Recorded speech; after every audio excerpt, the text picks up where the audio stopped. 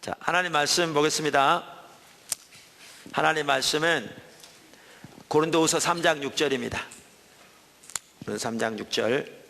그가 또한 우리를 이 새 언약의 일꾼 되기에 만족하게 하셨으니 율법 조문으로 하지 아니하고 오직 영으로 하미니 율법 조문은 죽이는 것이요 영은 살리는 것이니라.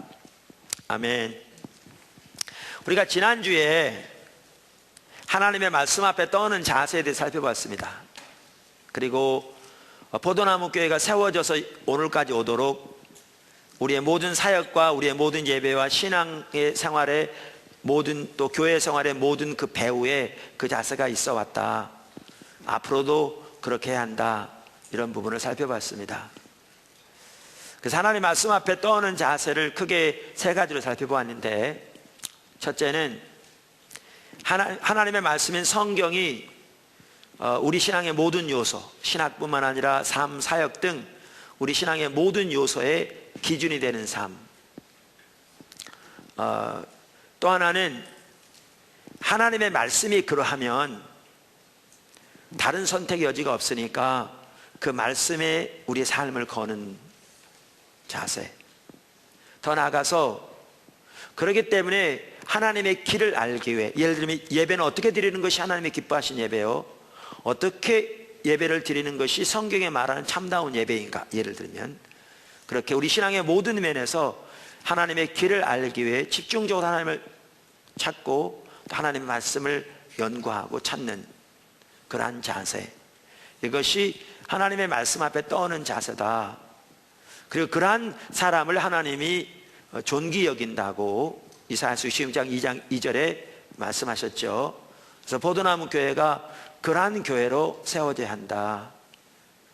우리가 이렇게 교회 가운데 지속적으로 주님을 따라가면 하나님은 말씀드린 대로 놀라운 일을 더욱더 나타내실 줄로 믿습니다. 자, 그런데 그러면서 지난주에 제가 말씀드린 대로 앞으로 몇 주 동안 얼마나 될지 모르지만 우리 신앙은 성령에 의한 삶이다 라는 부분을 집중적으로 살펴보겠다고 했습니다. 그래서 우리 신앙은 철저하게 하나님의 말씀에 토대한 삶인데, 그 하나님의 말씀에 의하면 우리 신앙은, 특별히 신약시대의 우리의 신앙은 더욱더 성령에 의한 삶입니다. 그리고 진정한 의미의 말씀에 의한 삶이 되기 위해서도 성령에 의한 삶이 반드시 같이 가야 합니다. 그래야 진정한 의미의 말씀에 의한 삶이 가능합니다. 지난주에 제가 웨스트민스터 신앙 고백을 인용하면서 별로 하지 않는 일을 했죠. 그 1장 10항에 보면 신앙의 문제의 모든 논란을 결정하고 종교회의의 모든 결정과 옛 저자들의 의견과 인간의 교훈과 개인적인 영들을 시험할 때 최종 선고를 내리는 최고의 재판관은 오직 성경 안에서 말씀하시는 성령뿐이다, 이렇게 한 내용을 제가 인용했었는데, 여기도 보시면 그냥 성경이다 라고 말하지 않고 성령 안에서 말씀하시는 성령이다 라고 말함으로써 이 말씀과 성령이 같이 가야 될 중요성을 말해주는 거죠. 예, 여기서도. 자, 그래서 우리가 성령에 의한 삶을 살펴보고자 합니다.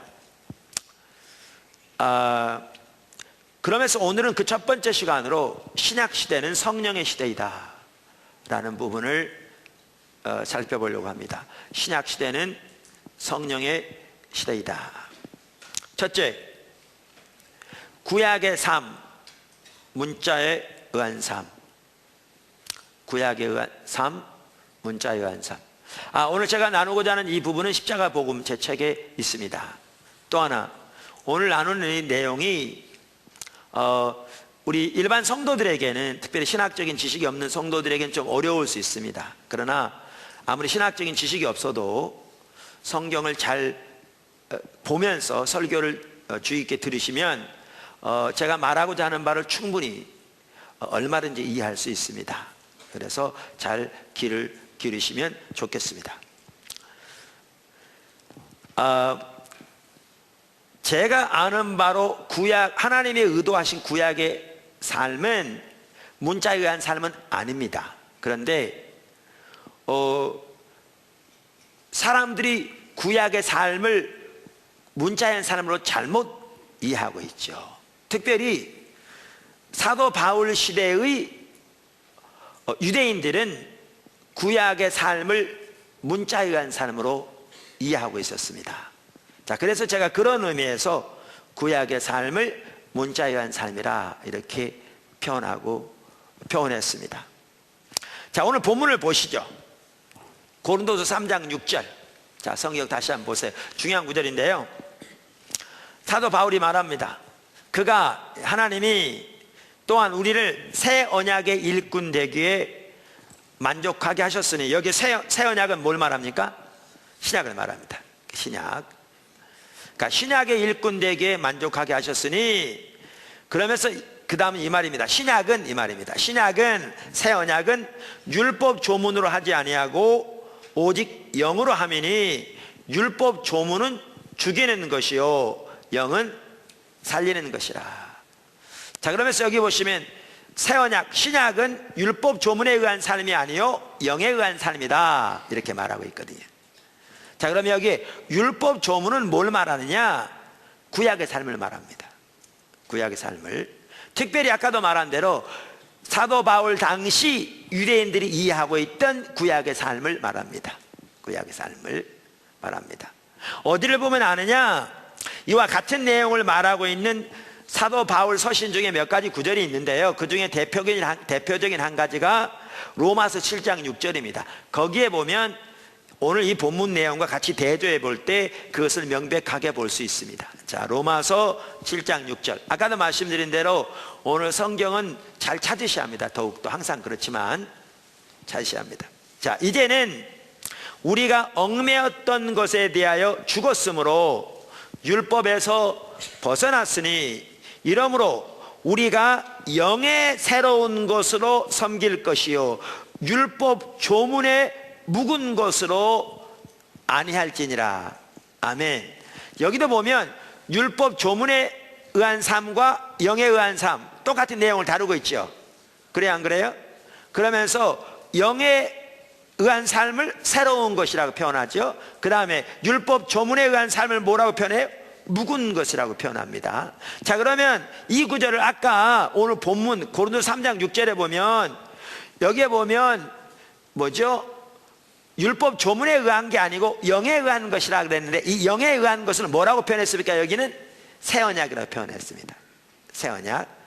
그리고 아까 로마서 7장에 보면 새 언약이란 말 대신 뭐라고 표현했다고요? 새로운 것이라고 표현했어요. 새로운. 자, 그래서 그 율법 조문에 의한 것을 그러면 묵은 것이라고 표현했는데, 그럼 이게 다른 말로 뭘 의미하겠습니까? 구약을 의미하는 거지.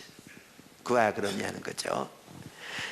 그래서 제가 가끔 그 인용하는 구약 그 주석 시리즈 중에 The New American Bible Commentary라는 주석 시리즈가 있는데, 귀한 주석 시리즈예요. 시리즈인데 제가 알고 보니까 우리 미남침례 교단에서 나온 주석 시리즈더라고요. 그런데 거기에 고린도 후서에 대해서 주석을 단 학자가 닥터 갈런드라는 분이에요. 그분이 아까 읽은 오늘 본문에 대해서, 그러니까 고린도서 3장 6절에 대해서 말하면서 이렇게 표현했어요. 자, 읽어볼게요. 로마서 7장 6절에서 우리 따로 읽은 구절이죠.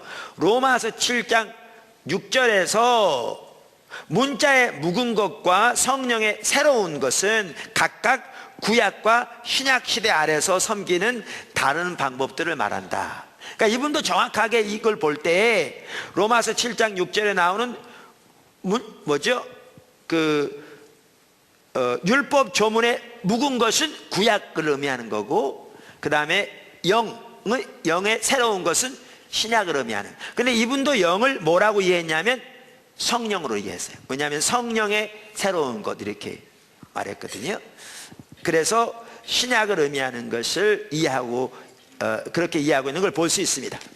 그래서 그는 계속 말하기를 문자는 하나님의 백성들이 순종하도록 의무적으로 묶여있던 구약 율법의 구체적인 요구들을 말한다. 문자는 단순히 기록된 것을 나타내며 바울이 그것을 성령과 대조했을 때 그는 외적인 조문과 신자들을 하나님의 형상으로 변화시킬 수 있는 내주하는 능력과 대조하고 있다, 이렇게 말하고 있습니다.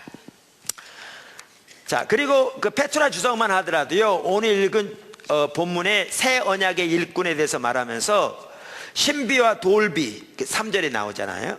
가 율법과 복음의 대비를 나타낸다는 것이 여기서 분명해진다. 그러면서 바울은 자신을 새 언약의 일꾼으로 표현함으로써 옛 언약 차원에 머물러 있는 적대자들과 자신을 뚜렷이 구별시키고 있다, 이렇게 말함으로써 이분도 여기 율법 저분이 뭐에 관한 것이라? 구약에 관한 것이라는 것을 이해하고 있죠. 그러니까 명백한 한 가지가 뭐냐면 여기 보시면 새 언약의 일꾼으로 하나님이 자기를 삼으셨다, 사도 바울이 말하면서 새 언약은 율법 조문에 의한 게 아니고 영에 의한 거다. 그러면서 이 율법 조문은 그럼 뭘 말하는 거냐? 구약의 삶을 말한다는 거죠. 구약의 삶. 무슨 말 이해되시죠? 그 다음에 여기 영에 의한 거라 그러면서 이 영은 성령을 가리킵니다. 성령을 가리켜요. 이따도 나올 텐데 원래 영이라는 단어는 헬라어로 뉴마거든요. 앞에 물론 그 폐가 있어서 푸뉴마라고 하기도 하는데요, 일반적으로 묵음입니다. 그래서 영어는 뉴모탈라주라고 그러죠. 푸뉴마톨로지라고 한 거라고. 그런데 영인데 그 뭐죠? 성경에, 그러니까 헬라어의 영은 여러 가지를 의미해요. 바람도 의미하고 호흡도 의미하고. 그런데 예를 들면 영을 의미할 때도 하나님의 영인 성령을 의미하기도 하고요, 인간의 영을 의미하기도 해요.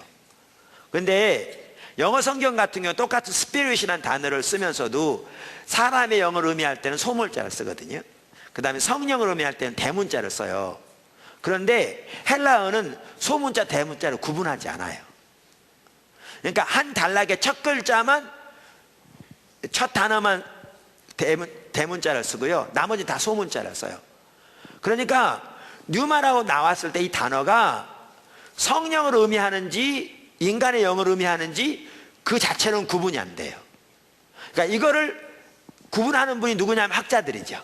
그래서 성경을 번역하는 사람들이 그것을 분별해서 문맥을 배우고 학적으로 연구해서 하는 거고요. 그래서 성경을 이렇게 설명하는 주석이죠. 주석가들도 그걸 보고 이렇게 하고, 우리들도 보면서 여러 가지를 판단해서 하되 우리 같은 아마추어들은 학자들의 의견을 많이 참조하는 것이 중요하겠죠.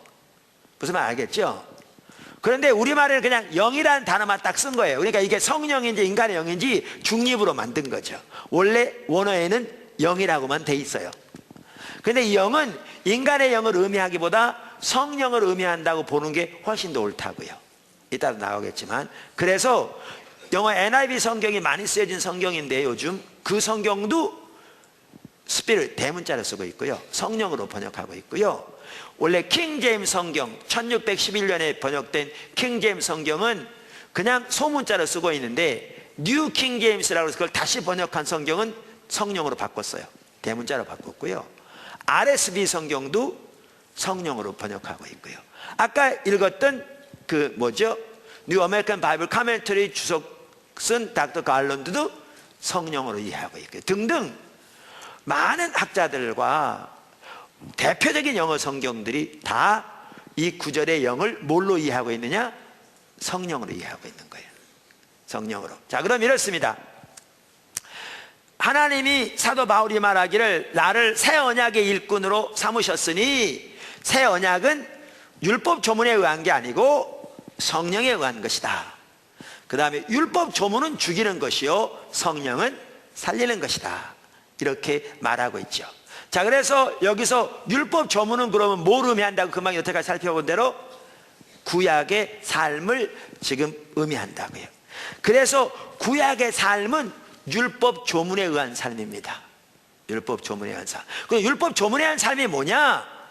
성경에 나와 있는 하나님의 명령을 우리 자신의 힘으로 열심히 지켜 그 열심히 지킴으로 하나님을 기쁘시게 할 뿐만 아니라 하나님 앞에 가까이 나가며 그 공로로 하나님의 은혜를 받는 것을 말합니다.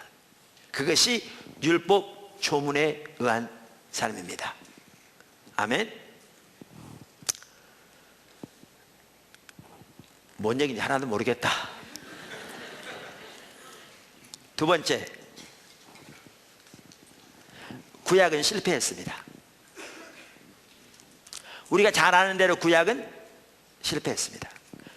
하나님의 언약이 문제가 있었던 것이 아니고요, 인간이 하나님의 언약을 깨뜨렸습니다. 그래서 구약은 실패했습니다. 그래서 구약 성경에서부터 하나님은 새 언약을 세우실 것을 예언하고 있습니다. 잘 아시죠? 어디에 나와 있어요? 대표적으로, 물론 여러 군데 나와 있지만 대표적으로 예레미야 31장 31절 34절에 나와 있습니다.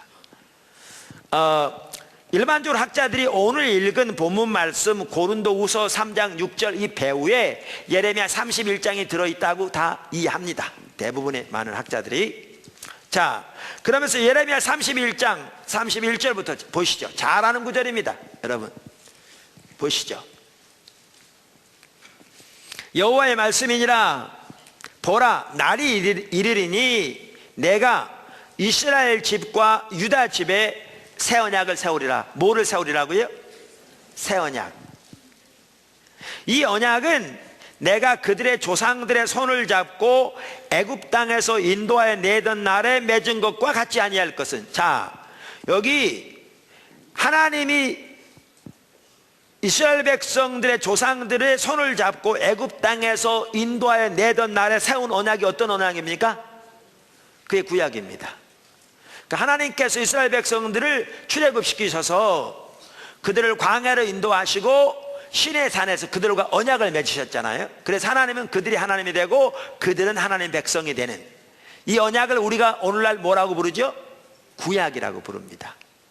그러니까 이 언약은 내가 새 언약을 세우리라 그러면서 이 언약은, 새 언약은, 그러니까 오늘날로 말하면 신약은 그 말이죠. 새 언약은 하나님이 이스라엘 백성들을 애굽에서 인도하여 내던 날에 세운 그 구 언약과 같지 아니할 것이다. 그러니까 새로운 언약이 세워질 거라 이렇게 말하고 있죠. 아니할 것은 내가 그들의 남편이 되었어도 그들이 내 언약을 깨뜨렸으므라. 그러니까 그 구 언약 가운데서도 하나님이 이스라엘 백성의 남편이 되고 그들이 하나님의 신부가 될 만큼 그러한 친밀한 교제로 그들을 이끄셨으나 그들이 그 언약을 깨뜨림으로 그 언약이 파해졌다 이렇게 말하고 있죠. 아멘. 자, 그러면서 이제 33절에 보면 새 언약의 특징이 나옵니다. 이렇게 새 언약을 세울 걸 말하면서 그러나 그날 후에 내가 이스라엘 집과 맺을 언약은 이러하니, 그날 후에, 여기에 그날 후는 말세입니다. 구약에서 그날 후는요, 말세가 언제부터가 말세냐? 예수님이 오실 때부터가 말세입니다. 그래서 우리는 이미 말세에 살고 있습니다. 그래서 일반적으로 오늘날 말세 지말이라고 그러죠. 말세 중에서도 끝이라 이렇게 말합니다. 자, 이스라엘 집과 맺을 언약은 이러하니, 그랬는데 이스라엘은요, 신약시대 와보니까 뭘 의미했어요? 교회를 의미한 거죠. 교회를. 여러분, 구약에서부터 이방인도 유대인과 함께 하나님의 권속이 될 것이요, 가족이 될 것이요, 하나님의 유업을 받게 될 것을 예언하고 있습니다. 그런데 예수님이 오셔서 십자가에 못 박아 돌아가시고 인류를 구속하사 하나님의 백성 삼으셨는데, 에베소 2장에 보면 하나님이 예수님의 십자가를 통해서 유대인과 이방인을 합하여 한 새 백성을 만드셨다 이렇게 말합니다. 그래서 유대인과 이방인을 합하여 한 새 백성을 만드셨는데 그 한 새 백성이 뭐냐? 교회입니다. 그래서 교회가 뭡니까? 새 이스라엘입니다. 새 이스라엘. 그래서 우리가 교회로서 새 이스라엘인데 우리의 믿음의 조상도 역시 누굽니까? 아브라함입니다. 그래서 여기에 보시면 말세에 내가 이스라엘 집과 언약을 맺을 거라, 새 언약을 그랬는데 여기서 말하는 이스라엘은 민족적인 이스라엘을 말하는 게 아니라 예수님 안에서 구속된 새 이스라엘을 의미하는 것을 볼 수 있습니다. 그렇기 때문에 성경 해석의 중요한 법칙 중에 하나가 뭐냐면요, 구약은 신약을 토대로 이해하는 겁니다. 물론 구약은 신약을 이해하는 배경이 될 수 있고요, 배경이 될 수 있고요.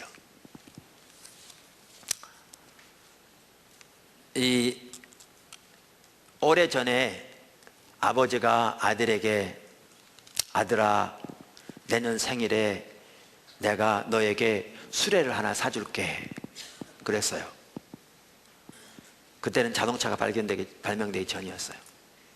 그런데 그 다음 생일이 되기 전에 자동차가 발명돼 나왔어요. 그랬더니 아버지가 그 약속을 지켜서 자동차를 사준 거예요. 그러면 이 약속이 틀린 게 아니죠. 이처럼 구약은 약속이고요, 신약은 성취예요. 그러니까 구약을 올바로 이해하려면 신약의 성취의 토대로 이해해야 올바로 이해할 수 있어요. 무슨 말인지 아시죠? 그러니까 여기에 보면 하나님이 이스라엘 집과 새 언약을 세울 거라고 그랬는데, 오늘날로 말하면 유대인과 새 언약을 세운다는 말이 아니고 유대인과 이방인을 합한 한 새 백성, 새 이스라엘을 의미하는 것을 우리가 신약을 토대로 해서 볼 때 알 수 있다, 그 말입니다. 아멘.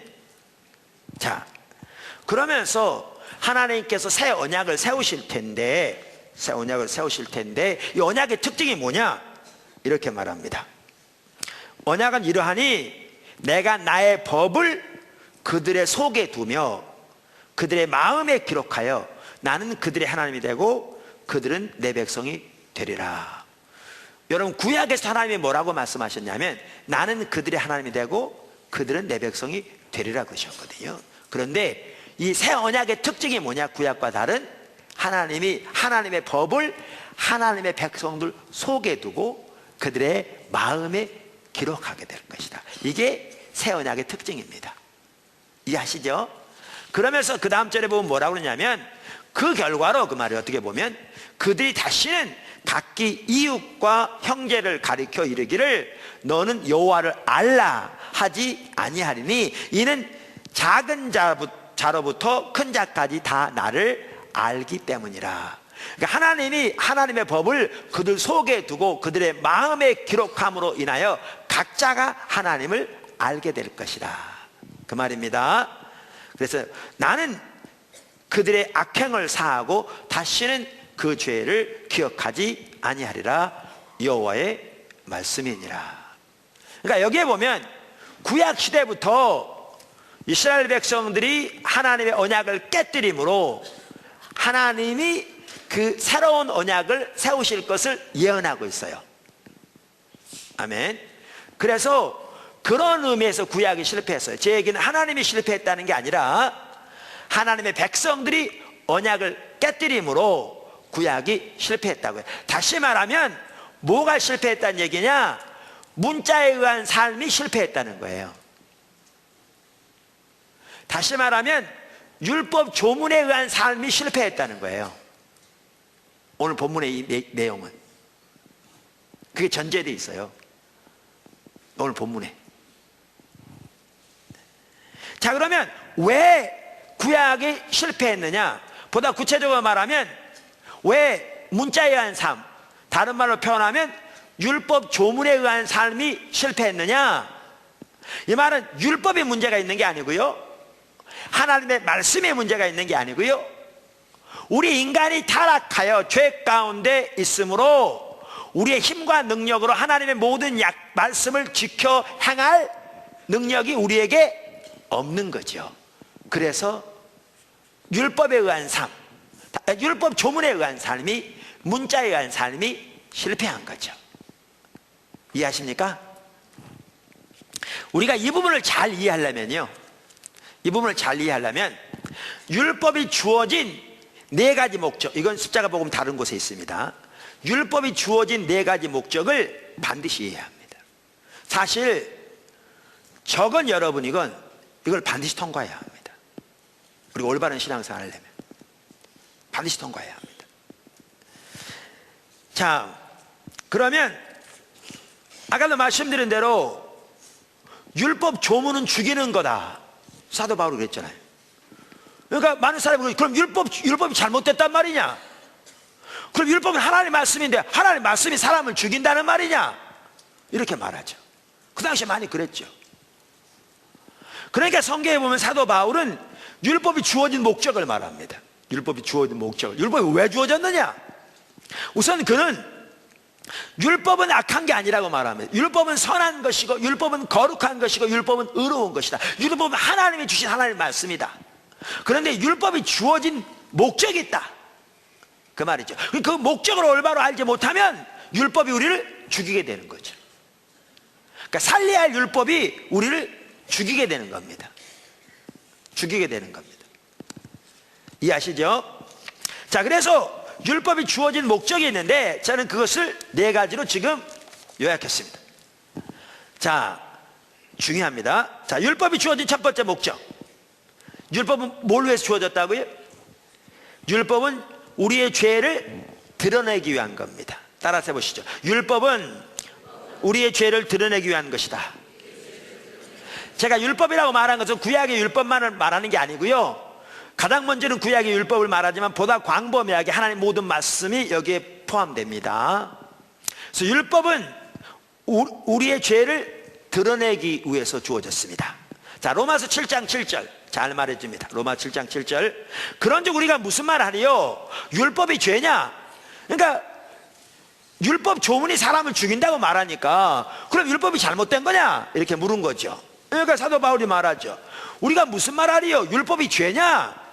그럴 수 없느니라. 이 말은 절대 그렇지 않다. 그건 말도 안 되는 소리라, 그 말입니다. 그러면서 하는 말이, 율법으로 말미암지 않고는 내가 죄를 알지 못하였으니 사람이 탐내지 말라 하지 아니하였더라면 내가 탐심을 알지 못하였으리라. 아멘. 율법이 주어진 첫 번째 목적이 뭐예요? 죄를 드러내기 위한 겁니다. 여러분, 내가 다른 사람을 미워해. 저 사람만 보면 꼴보기 싫어서 못 견디겠어요. 근처에다 가기 싫어해. 저 사람 오면 다른 데 도망가. 옆에 와도 의도적으로 왕따시켜. 근데 저 사람 돈은 많아. 어떻게 하든 저 돈을 좀 뺏어 먹고 싶어. 저 돈이 탐이라. 여러분, 이런 마음을 갖는다고 세상 어느 나라 가도 처벌받지 않습니다. 벌금 받지 않고요, 감옥에 들어가지 않습니다. 그런데 성경을 보니까 그게 엄청난 죄인 겁니다. 형제를 미워하는 것은 살인과 같고, 탐심은 죄며, 성경 보니까 나는 돈을 좋아해. 내 모든 삶의 목적이 돈을 많이 버는 거야. 그러니까 사람을 상대해도 나는 저 사람은 잘 사귀면 내게 유익이 될, 그래서 돈이 많이 될 이런 사람만 사겨. 그전 때는 저 사람 좀 돈이 많아가지고 내가 좀 잘하다 보면 돈이 생길 줄 알았는데 쫄딱 망해버렸어. 그러니까 별 볼 일 없어. 그러니까 그 다음부터는 저 사람 잘 안 사겨. 아는 척 하는데 지금 뭐 건드릴 게 있어야지. 그러니까 이래. 이거요, 이런 마음의 자세를 가지고 있다고 그래서 세계 어느 나라를 가더라도 절대 처벌 안 받습니다. 무슨 말 아십니까? 어디를 가더라도 처벌 안 받습니다. 벌금형도 받지 않고요, 감옥에 안 가는 건 말할 것도 없고요. 근데 여기 보니까 탐심이 우상숭배요, 돈을 사랑함이 일만하게 뿌리라는 게 보여진 겁니다. 이 말씀 앞에 가야 죄가 보입니다. 율법은 죄를 드러내기 위한 겁니다. 여기요, 지금 공기가 맑은 것 같습니다. 사실 대체적으로 맑습니다. 그런데 여기는 지금 창문이 이렇게 크게 없어서 그런데, 시골 같은 데 보면 도시보다 더 이렇게 공기가 맑잖아요. 그래도 여름에 햇빛이 쫙 방 안에 들어오면, 여러분 다 기억나시죠? 방 안에 먼지가 잔뜩 있는 게 보입니다. 깨끗한 것 같은데 햇빛이 비치니까 먼지가 가득한 게 보여요. 어떤 사람은요, 하나님을 믿으면 내 주먹을 믿어라, 그런 사람이 있습니다. 나같이만 살아봐, 이런 사람도 있습니다. 그런데 하나님의 말씀 앞에 딱 비춰지면 그의 생각, 사고, 삶의 태도와 자세, 그의 말과 행동, 그의 마음의 품은 마음의 자세 등등이 얼마나 하나님 앞에 타락한 죄인가가 적나라하게 드러납니다. 율법은 죄를 드러내기 위해서 주어졌습니다. 아멘? 이건 약간 옆으로 가는 얘기인데요, 제가 처음 교회 개척할 때 교회 주변에 다른 교회 나가는 성도가 있었는데 영적으로 참 성숙하고 하나님께 민감한 귀한 성도가 있었어요. 근데 그 성도 같은 경우에는 하나님이 그분을 귀하게 세우셨는데 어떤 일이 있었냐면, 내가 기억하기로는 1개월인가 하나님이 집에서 집중적으로 기도하면서 혼자 성경을 묵상하게 하셨대요. 근데 성경은 보면 볼수록 자기 죄가 드러나는 거죠. 그러면 보여지는 대로 회개하고 돌이키고, 또 성경 읽다 보면 자기 죄가 적나라하게 보이면 회개하고, 이렇게 1개월을 하고 났더니 하나님과 관계가 놀랍게 회복되어진 거죠. 율법은 죄를 드러내기 위한 겁니다. 아멘. 율법이 주어진 목적 두 번째 율법이 주어진 목적은, 율법은 죄를 심화시키기 위한 겁니다. 이게 오묘한 겁니다. 율법은 죄를 뭐 하기 위한 거라고요? 죄를 심화시키기 위한 겁니다. 그러니까 우리가 누군가에게 하지 말라 그러면요, 그것을 더 하고자 하는 욕망이 생깁니다. 어떤 사람이 그러잖아요. 여기 유리창 놔뒀는데 가만히 놔두면 어떨 때는 멀쩡할 수 있는데 거기다 깨뜨리지 마세요 라고 써놓으면 훨씬 빨리 깨진다고요. 여러분, 19금 영화 내용 별거 없는데요, 뭐 때문에 먹고 사는 줄 아십니까? 19금이나 말 때문에 먹고 삽니다. 왜냐하면 우리 속에는요, 율법이, 우리의 죄가 율법으로 인하여 죄성을 심화시킵니다. 죄성을 심화시킵니다. 그러니까 율법은 우리의 죄를 심화시키는 역할을 합니다. 이게 하나님의 역사입니다. 하나님의 역사입니다. 조금 더 끝까지 들어보셔야 무슨 얘기인지 합니다. 그럼 왜 율법은 우리의 죄를 심화시키느냐? 우리 스스로의 힘으로는 하나님 앞에 이룰 수 있는 어떠한 선도 이룰 수 없다는 것을 적나라하게 보여주기 위해서 그렇습니다. 적나라하게 보여주기 위해서.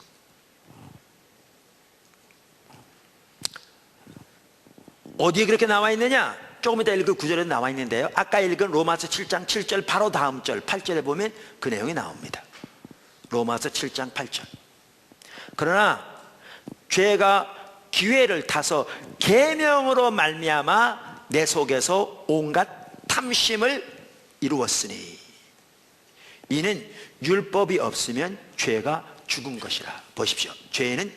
율법은 죄를 심화시킵니다. 그러니까 여러분 보세요. 내가 욕을 많이 해. 주변에서 욕쟁이라고 그래. 그래서 옛날에는 그냥 욕을 그냥 당연하게 하는 걸로 살았는데, 예수 믿고 보니까 이거 욕쟁이라는 제목이 좀 별명이 안 좋아. 그래서 내가 욕을 좀 안 해야겠다. 그래서 욕을 안 하려고 노력해. 근데 욕을 안 하려고 노력하면 노력 안 했을 때보다 2배는 더 욕을 많이 할 겁니다. 여러분 안 해보셔서 그렇지, 해보세요. 그렇게 되게 돼 있어요. 왜요? 율법이 죄를 심화시킵니다. 그럼 당장 이럴 수 있어요. 그러면 안 하려고 노력도 하지 말란 말이냐? 아니요, 조금 더 기다리세요.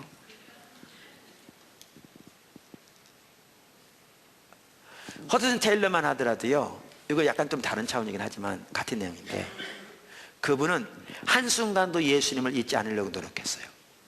근데 그분의 표현도 그래요. 예수님을 잊지 않으려고 노력하면 노력할수록 잊고 있는 자신의 모습이 보이게 된다는 거죠. 율법은 죄를 심화시키게 되어 있습니다. 세 번째, 율법이 주어진 목적. 율법은 우리를 그리스도께로 인도하는 가정교사입니다. 율법은 우리를 그리스도께로 인도하는 가정교사입니다. 자, 먼저 성경 구절 읽겠습니다. 갈라디아서 3장 24절, 갈라디아서 3장 24절.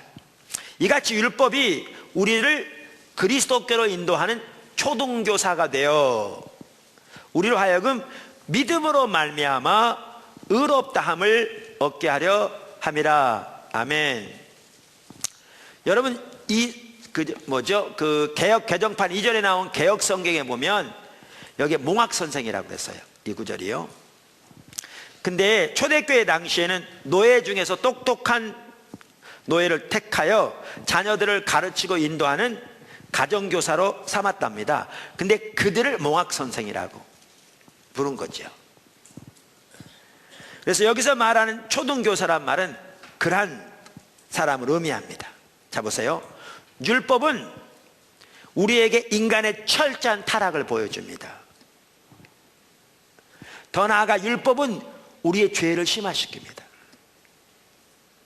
그래서 인간은 인간적인 노력으로는 하나님께서 요구하시는 어떠한 의에도 이룰 수 없다는 것을 철저하게 깨닫게 됩니다. 그럼 이제 율법은 우리 손을 붙잡고 인도하는 거죠. 봐, 네 힘대로 안 돼. 그러니까 너에게는 예수가 필요한 거야. 그래서 율법은 우리를 예수께로 인도하는 초등교사입니다. 가정교사입니다. 예수께로 인도한다는 말은 믿음의 한 사람을 인도한다는 말입니다. 여기 나온 것처럼 은혜의 한 삶, 십자가의 한 사람으로 인도한다는 말입니다. 넷째, 율법은 하나님의 백성들에게 삶의 규범을 제시하기 위한 겁니다. 그러니까 이스라엘 백성들에게 율법이 주어진 것만 하더라도요, 율법이 먼저 주어지고 이스라엘 백성들이 그 율법을 따라 잘 행했더니 그 대가로 구원한 게 아니었습니다. 하나님의 전적인 은혜와 자비와 긍휼로 이스라엘 백성들을 애굽 땅에서 먼저 건져내시고 그들과 언약을 맺으시고 그들에게 율법을 주셨습니다. 삶의 규범으로서. 삶의 규범으로서. 그러므로 하나님의 백성들이 하나님의 율법, 즉 하나님의 말씀을 따라 살아가는 것은 매우 중요합니다. 아멘. 어떤 사람들은 율법 자체를 소홀히 여기는 경우가 있는데요, 그리고 율법에 얽매이지 않는 것이 진정한 자유인 것처럼 그렇게 생각하는 사람들이 있는데 그건 극단이면 잘못된 겁니다. 그건 방종입니다. 구약의 율법도 아까도 말씀드린 신약을 토대로 이해된다고 그랬잖아요. 그리고 모든 하나님의 말씀은 우리가 지켜야 합니다. 아멘. 그리고 하나님의 율법 혹은 하나님의 말씀은 하나님의 백성들의 우리들의 유익을 위해 주어진 것입니다. 우리가 하나님의 법도를 따라 살아갈 때 가장 안전합니다. 가장 안전합니다. 여러분, 영적 전쟁 중에서 특별히 귀신 들림을 연구해 보면요, 에베소 6장에 나오는 전신갑주를 입는 삶과 같은 하나님의 말씀을 따라 사는 삶이 얼마나 가장 안전한 삶인가를 적나라하게 볼 수 있습니다. 하나님의 말씀은 우리의 유익을 위한 것입니다. 하나님의 법도를 따라 사는 삶은 하나님께서 예비해 놓으신 모든 생명과 복이 우리 가운데 넘치는 삶을 위한 겁니다. 우리 살펴봤습니다. 아멘.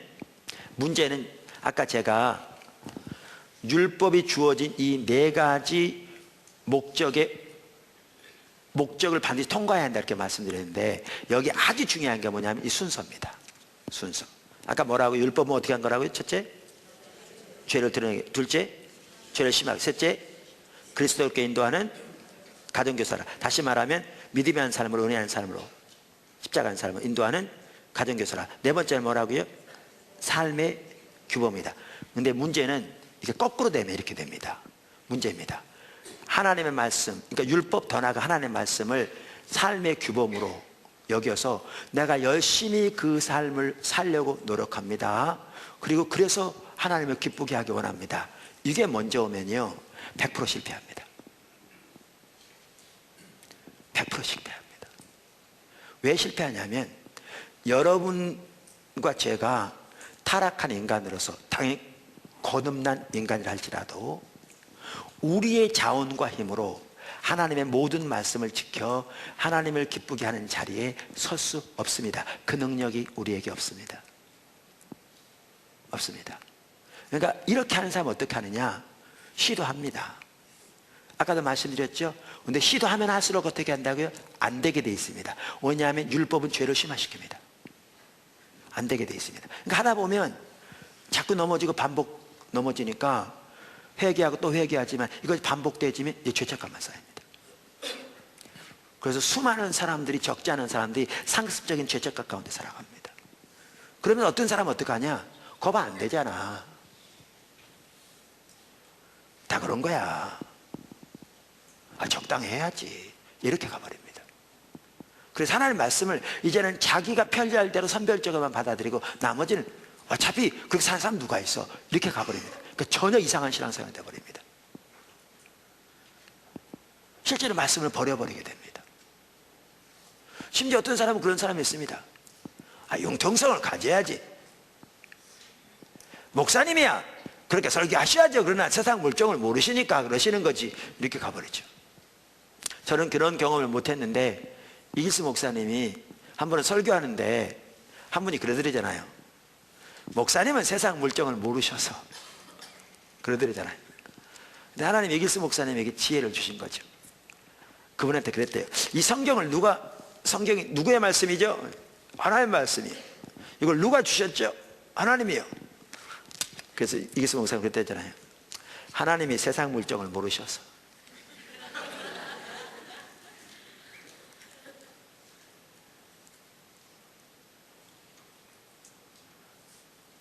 이렇게 돼버립니다. 또 하나는 어떻게 돼버리냐면 다른 말씀을 다 안 지키면서 자기가 생각하는 몇 가지만 지킨다고 영적인 우월감만 하늘을 찌르면서 자기처럼 그 부분에서 못하는 모든 사람들을 판단하고 비판하는 게 바리새인 돼버립니다. 이렇게 돼버리면요 절대로 올바른 신앙생활이 가능하지 않습니다. 순서가 잘못된 겁니다.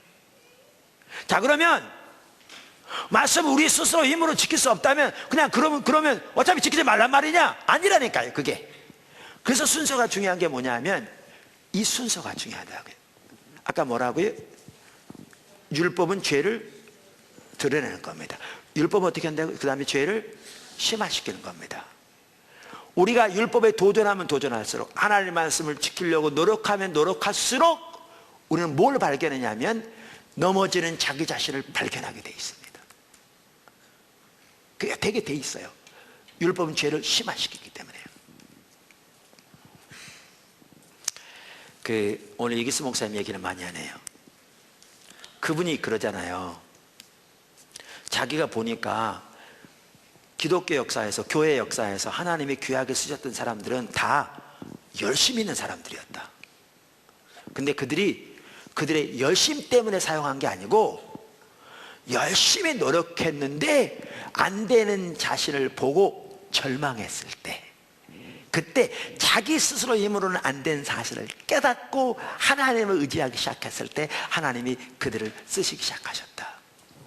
웨슬레도 그랬고 루터도 그랬고요. 무슨 말이냐? 율법은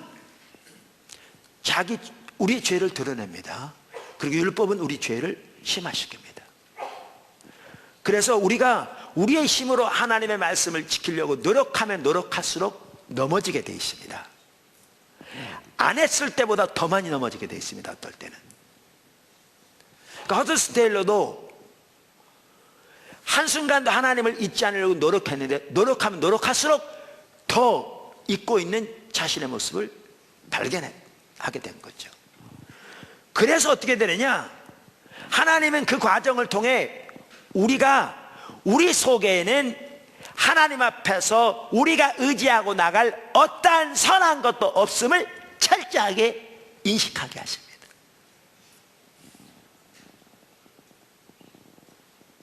우리의 힘과 노력으로는, 우리의 자원으로는 하나님이 기뻐하신 자리에 설 수 있는 능력이 없음을 철저하게 깨닫게 하십니다.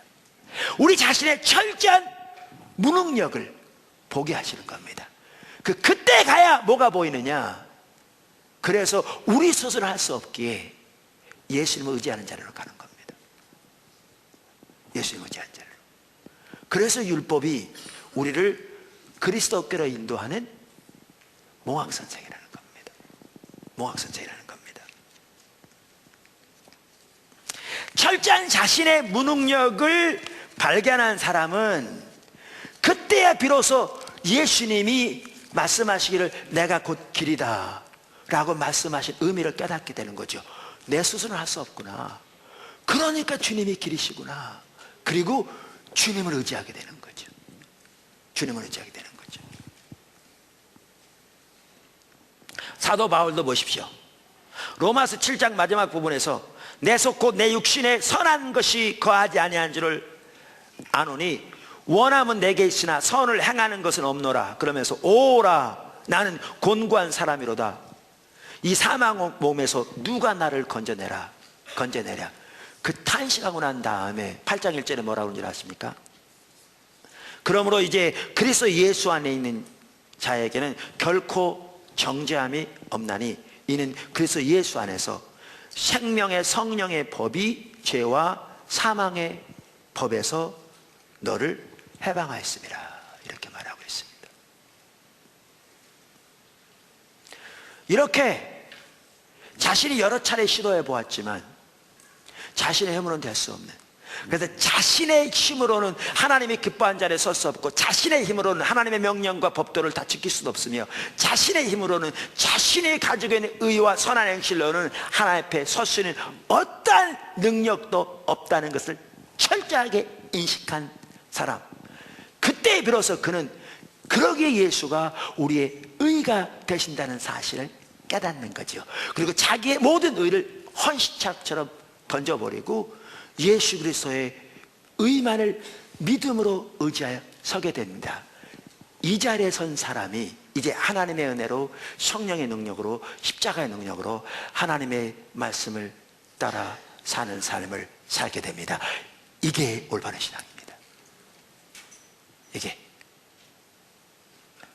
그때야 비로소 진정한 의미의 말씀이 한 삶이 가능합니다. 이 율법에 주어진 네 가지의 목적의 순서를 통과한 사람만이 비로소 진정한 의미의 말씀이 한 삶을 살 수 있습니다. 아까 제가 허슨 테일러 잠시 얘기를 했습니다. 제가 믿음의 한 삶이 뭔지, 갈라디아 2장 20절 이제 내가 그리스도와 함께 십자가에 못 박혔나니 그런즉 내가 산 것이 아니라 내 안에 그리스도가 사신 것이라. 이제 내가 육체 가운데 사는 것은 나를 위하여 자기 몸을 버리신 하나님의 아들을 믿는 믿음 안에 사는 것이라. 이 삶을 사는 것이 믿음으로 가능하다고 하는데 이 믿음이 도대체 뭔지, 그냥 믿습니다 하면 되는 건지, 그럼 다른 사람들이 믿습니다 안 했기 때문에 안 되는 건지, 그럼 예수를 믿으면 자동적으로 되는 건지, 그렇다면 이 말이 필요가 없는 거죠. 특별히 에베소 3장에 보면 그게 아닌 걸 볼 수 있거든요. 그 믿음이 뭔지를 고민할 때 저는 허드슨 테일러의 그 조그마한 전기, 매우 얇은 전기인데 그 책에서 그 믿음의 삶이 뭔지 의미하는 것을 배우는데 아주 중요한 계기가 됐거든요. 정확하게 그가 그 믿음의 삶을 살았거든요. 근데 그가 아까도 말한 대로 한순간도 예수님 안 믿으려고 노력했어요. 근데 노력하면 할수록 더 잊어버리는 자신, 그리고 성질내고 더 넘어지고 사람 앞에 친절하게 못하게 하고 등등 옳지 못한 신앙의 자세를 나타내는 걸 더 보게 된 거예요. 그러던 중에 어느 날 그에게 뭐가 비춰진 줄 아세요? 자기가 자기 스스로만 그렇게 부단히 노력했지 주님을 전혀 의지하지 않고 있는 게 딱 발견된 거지. 그래서 자기가 주님을 잊지 않으려고 노력하는 그 노력, 자기의 노력마저도 내려놓고 자기를 도우시는 주님만을 의지하게 되었어요. 그러면서 그가 말하기를, 그러면서 갈라디아 2장 20절의 삶이 경험되어진 거예요. 이 삶을 살기 시작하니까 하늘나라의 삶이 이 땅에서도 시작되는 거라고, 그 기쁨이. 보십시오. 이걸 발견하고 나니까 여러분 복음의 핵심이 그겁니다. 그 핵심 중에 하나가 뭐냐면 고린도서 1장 30절이죠. 예수는 하나님께로부터 나와서 우리에게 의와 거룩함과 구원함과 지혜가 되었다. 순서는 바뀌었지만 이 말은 뭐냐면 여러분 살펴본 대로 예수님이 우리에게 의로움이 되신다는 말도요, 우리의 의가 걸레처럼 산산조각 부서지고, 다시 말하면 우리 속에는 우리가 의지하고 하나님 앞에 나갈 어떠한 선한 것도 없음을 철저하게 깨닫고 내가 내 자신의 의를 의지하는 것을 걸레처럼 벗어버릴 때 배설물처럼 버릴 때 비로소 예수가 나의 의가 되시는 게 보여지는 거죠. 그래서 예수가 나의 의가 되신다는 말은 오직 예수님 그분만이 나의 의가 된다는 말이거든요. 어떤 사람이 이 진정한 삶을 살 수 있냐면 자기 속에는 하나님 앞에 의지하고 나갈 어떠한 의도 없는 것을 철저하게 깨닫는 사람만이 여기 가거든요. 그러니까 어떤 스타일이 아까 말한 대로 그렇게 그가 그 삶을 경험하고 난 다음에 그 부분에 인용하는 성경 구절이 바로 그 구절이거든요. 예수는 그래서 하나님께로 나와서 우리에게 지혜와 의로움과 거룩함과 구원함이 되셨다. 여러분, 오늘날 예수를 믿으면서도요, 제가 표현을 그렇게 했는데 율법이 주어진 이 네 가지 목적의 단계를 전혀 통과하지 못한 사람이 대부분이에요. 대부분이에요. 그러니까 우리는 말씀대로 살아야지요 말은 합니다. 근데 아까도 말씀드린 대로 한두 번 해보면 안 되거든요. 그러니까 상습적인 죄책감 가운데 살거나 아니면 적당히 타협해서 그냥 선별적으로 자기가 원하는 것만 지키거나 아니면 누가 그렇게 삽니까? 등등 하면서 하나님의 말씀대로 살지 않는 것을 당연한 것으로 간주해버리는, 승리하는 삶을 전혀 살지 못하는, 그게 대부분의 성도들입니다. 이걸 통과하지 않았기 때문에. 그래서 우리는 하나님의 말씀이 우리의 죄를 드러내고, 그래서 그 말씀을 그 죄를 이기고 하나님의 길에 서기 위해 부단히 노력하는 가운데 우리 힘으로는 도저히 할 수 없는 것을 철저하게 인식하고, 그때야 비로소 예수가 의 되시며 거룩함 되신다는 사실을 인식하고 예수님의 의, 예수님의 거룩함만을 의지하여 설 때에 비로소 우리는 하나님의 지혜와 능력과 성령의 도우심과 하나님의 도우심으로 진정한 의미의 말씀의 한 삶을 살아갈 수 있습니다. 이리 가셔야 합니다. 이게 우리 신앙입니다.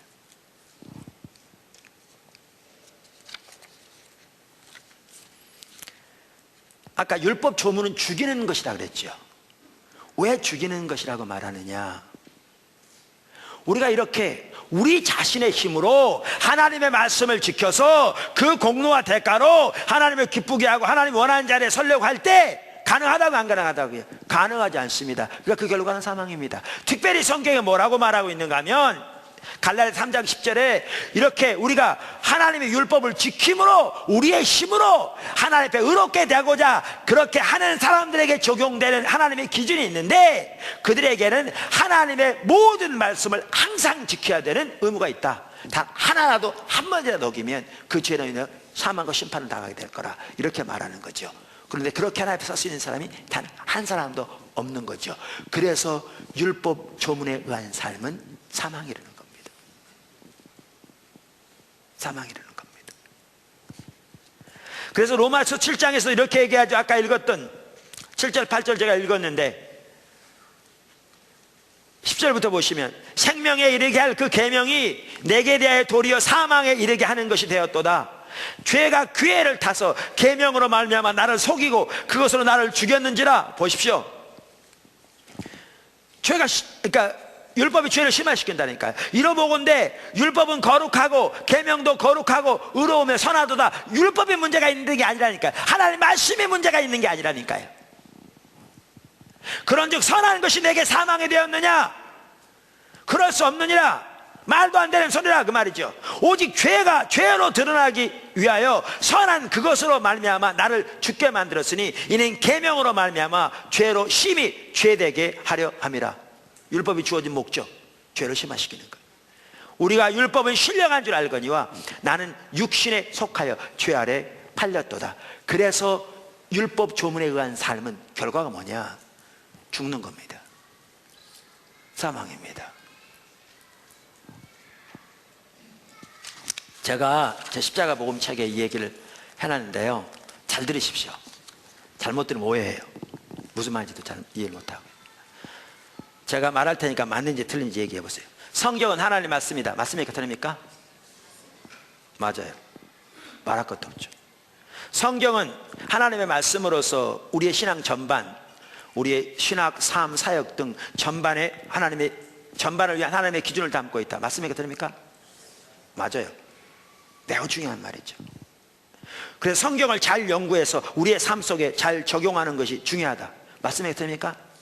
맞아요. 매우 중요해요.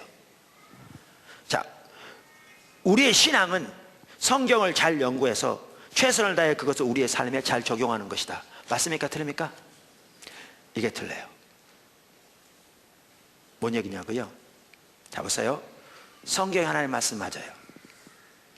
하나님의 말씀이기 때문에 우리의 신앙 전반, 신학이건 삶이건 사역이건 예배건 우리의 신앙 전반을 위한 하나님의 기준을 담고 있어요. 맞아요. 그렇기 때문에 성경을 잘 연구해서 우리 삶 속에 잘 적용하는 것이 중요해요. 매우 중요해요.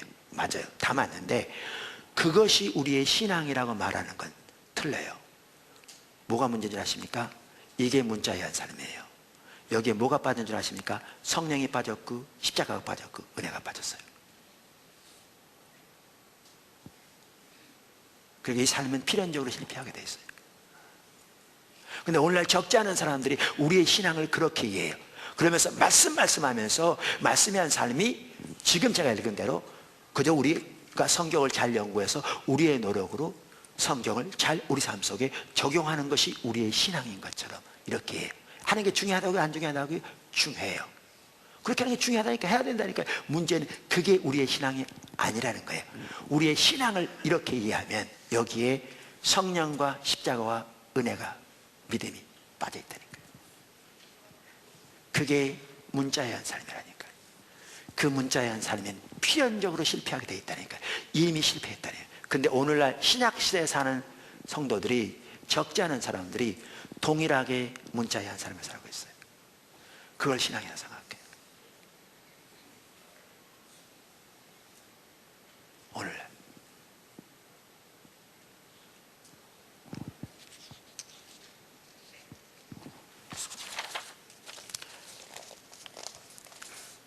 세 번째, 큰 세 번째, 신약의 삶, 성령의 완상. 신약의 삶, 성령의 완상. 이제 여러분 좀 더 이해하실 겁니다.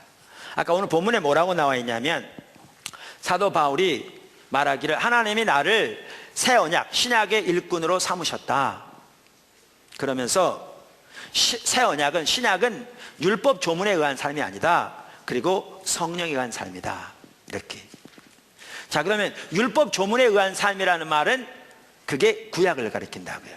근데 아까도 말씀드린 대로 하나님이 의도하신 구약은 율법 조문에 의한 삶이 아니었습니다. 아니었습니다. 믿음에 의한 삶이었습니다. 그래서 아브라함이 믿음의 조상입니다. 신약의 교회를 위해서도. 그리고 다윗이 율법 조문대로 그 심판을 받았다면 그는 죽었어야 했습니다. 그 용서받은 걸 하나님 은혜로 용서받았습니다. 그래서 우리가 학자들이 얘기하듯이 구약에 그러면 성도들은 무엇으로 구원 얻느냐? 앞으로 오실 예수를 믿음으로 구원 얻다 이렇게 말하죠. 그래서 구약에도 하나님이 의도하신 삶은 원래 율법 조문에 의한 삶이 아니었습니다. 그런데 수많은 사람들이 구약의 삶을 율법 조문에 의한 삶으로 잘못 이해했습니다. 특별히 사도 바울 시대 유대인들은 그들의 신앙을, 그러니까 그 당시 성경 구약인데 구약에 토대한 그들의 신앙을 율법 조문에 의한 삶으로 이해하고 있었습니다. 그래서 사도 바울은 율법 조문에 의한 삶을 지금 구약과 연결시키고 있습니다. 이제 이해하십니다. 그렇죠? 그러면서 새 언약의 삶은 뭐에 의한 삶이라고요? 성령에 의한 삶이라고요. 새 언약의 삶이 뭐냐? 성령에 의한 삶입니다. 새 언약의 삶.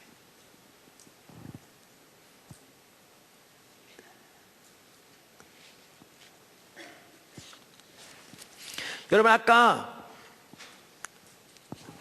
구약에서 신약에 대해서, 새 언약에 대해서 예언하고 있는 예레미야서 31장 31절 34절 읽었습니다.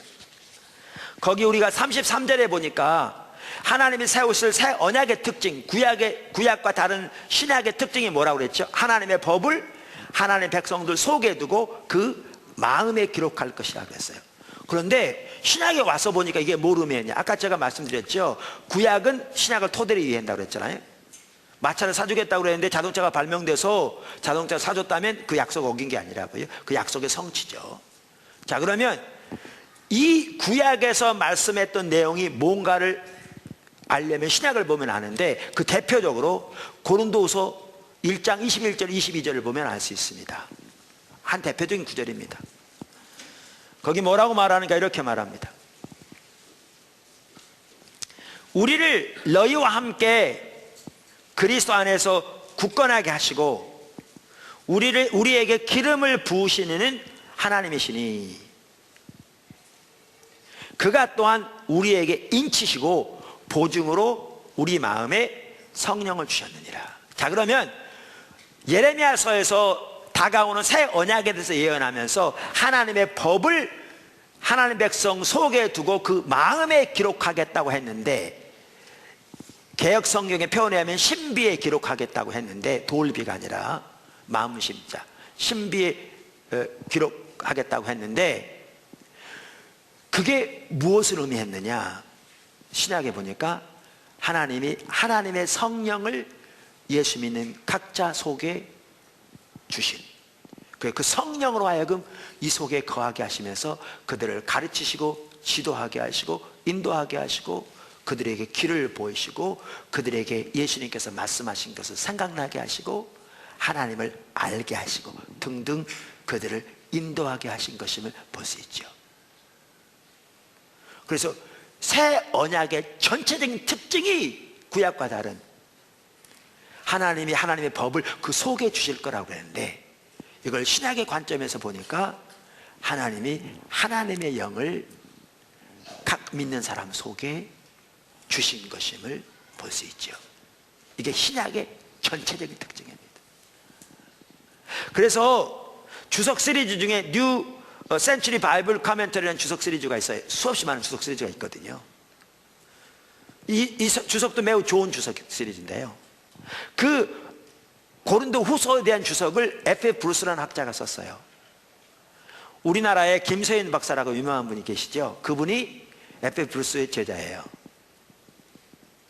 신학학자 중에 특별히 바울 신학 이쪽에서 아주 귀한 학자였는데요, 그분이 뉴 센츄리 바이블 카멘터리 주석을 달면서 아까 읽은 고린도후서 1장 21절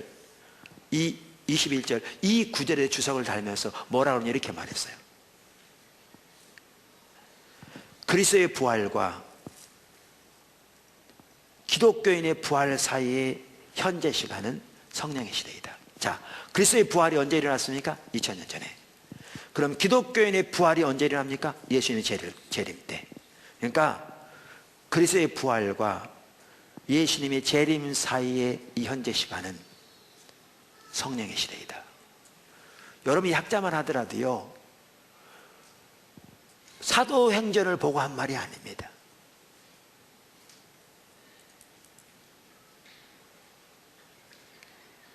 바울 신학의 전공자로서 바울 서신서를 지금 보고 한 얘기입니다. 신학성경 전체를 보면 그래서 새 언약의 가장 핵심적인 특징이 뭐냐? 한마디로 줄이면 성령의 한 사람입니다. 이게 새 언약입니다. 우리는 새 언약 시대에 살고 있습니다. 새 언약의 한 가지 가장 핵심적인 특징이 뭐냐? 오늘 성경에 보면 성령의 한 사람이라고요. 하나님이 나를, 사도 바울이 말하기를, 새 언약의 일꾼 삼기에 만족하셨으니 새 언약은 율법 조문에 의한 것이 아니요 새 언약은 성령에 의한 것이다. 그래서 사람이 할 수 없는 것을 성령이 하게 하십니다. 성령이 하게 하십니다. 아까 고린도후서 1장 21절에 뭐라고 그러냐면 우리를 너희와 함께 그리스도 안에서 굳건하게 하시고 그러니까 우리가 좀 끝까지 나가야 나오잖아요. 하시는 분이 하나님이시다 그러는데 NIV 성경이 It is God, 그분이 하나님이다 그러면서 이렇게 하신 분이 하나님이다 이 말이에요. 그렇게, 그러니까 우리를 너희와 함께 그리스도 안에서 굳건히 세우는 분이 하나님이시라는 겁니다. 우리는 우리를 세우는 의무와 능력이 우리에게 있다고 생각합니다. 그래서 우리가 우리 스스로 세워보려고 부단히 노력하고 애쓰고 수고합니다. 결과는 뭐냐? 좌절입니다. 그 능력이 우리에게 있지 않습니다. 우리에게 있지 않아요. 근데 이겁니다. 시도도 안 해본 사람은 내가 열심히 노력하지 않아서 그렇다라고 생각합니다. 그의 죽는 날까지 좀 더 열심히 살았으면 될 텐데, 좀 열심히 수고했으면 될 텐데 수고하지 않았기 때문에 이랬다고 생각하고 자기가 수고하지 못한 죄책감만 가지고 평생 살아갑니다. 승리하는 사람은 전혀 살지 못하면서, 그리고 늘 자기가 더 열심히 노력하지 않아서 그렇다고 생각합니다.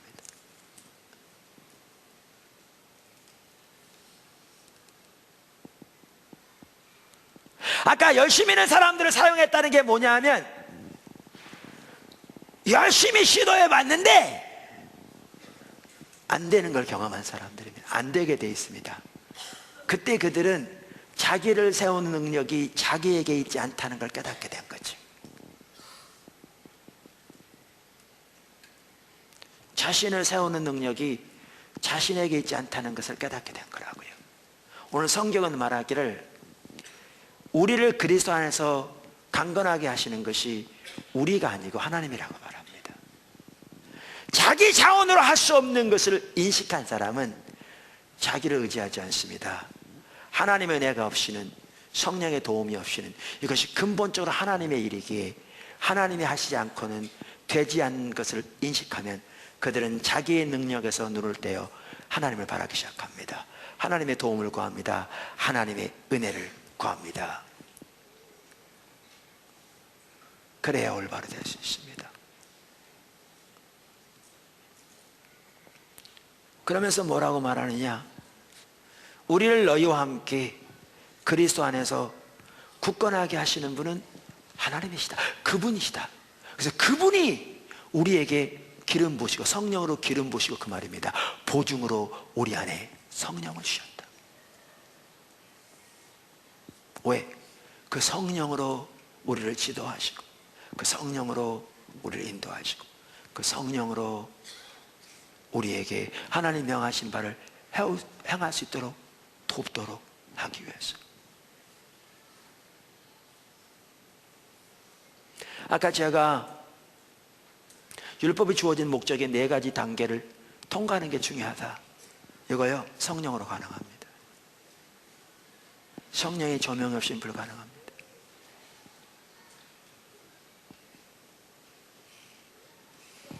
포도나무 이렇게 지체들만 하더라도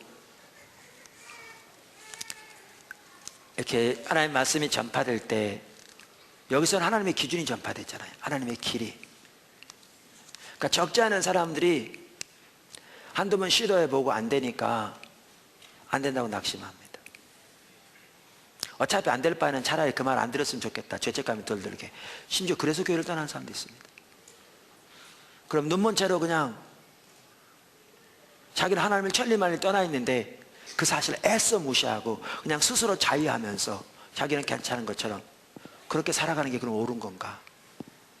매가 뜨면 꿩은 땅에다 고개를 쳐박는다는데 매는 뻔히 보고 있는데 자기만 고개를 땅에다 쳐박았는데 그럼 그렇게 사는 게 옳은 건가? 왜 그런 줄 아십니까? 율법이 주어진 4가지 목적의 단계를 통과하지 않았기 때문에, 여전히 자기 노력을 의지하고 있기 때문에, 자기를 세우는 능력이 자기의 노력과 결단과 자기 힘과 자기 능력이 있다고 생각하고 자기 능력을 의지하고 있기 때문에요. 그래서 그렇습니다.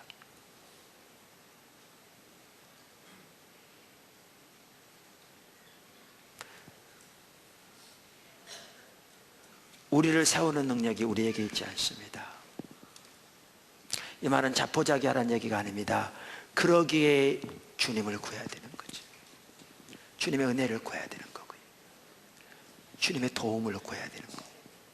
성령을 의지해야 되는 거고요. 성령의 도움을 구해야 돼요. 오늘 저는 신약의 시대는 성령의 시대이다 라는 걸 살펴봤습니다.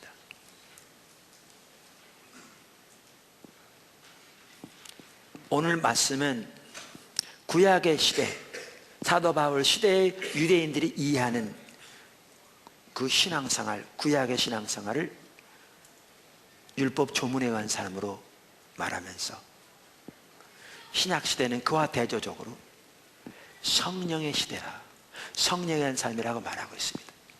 율법 조문은 우리를 죽이는 반면 성령은 우리를 살린다라고 말하고 있습니다.